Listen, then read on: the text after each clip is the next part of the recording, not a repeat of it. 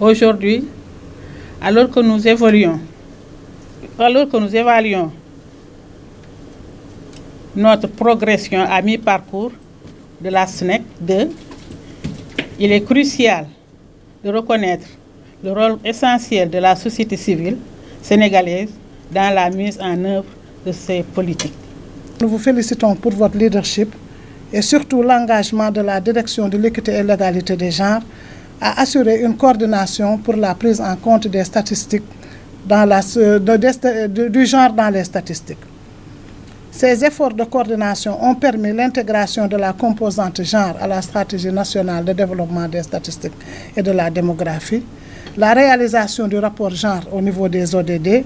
la dynamique de concertation surtout entre le BOS, l'ANSD et le ministère de la Femme, de la Famille et de la Protection des enfants.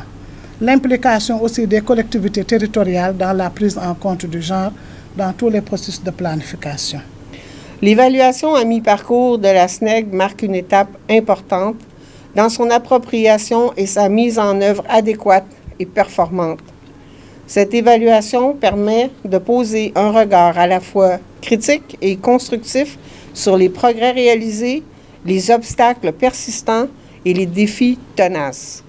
Elle permet aussi de réfléchir aux enjeux émergents, aux opportunités nouvelles et aux approches innovantes pour améliorer la portée de nos moyens d'action. Les députés doivent jouer pleinement leur rôle pour opérer les réformes juridiques en faveur de l'égalité hommes-femmes et la protection des droits des femmes et des filles, conformément aux recommandations de l'évaluation à mi-parcours de la SNEC 2, objet de notre présente rencontre. Je félicite la direction de l'égalité et de l'équité et de l'égalité du genre pour les performances et tous ceux qui ont apporté leur concours à la réussite de cet exercice qui nous vaut aujourd'hui ces résultats. J'encourage cette équipe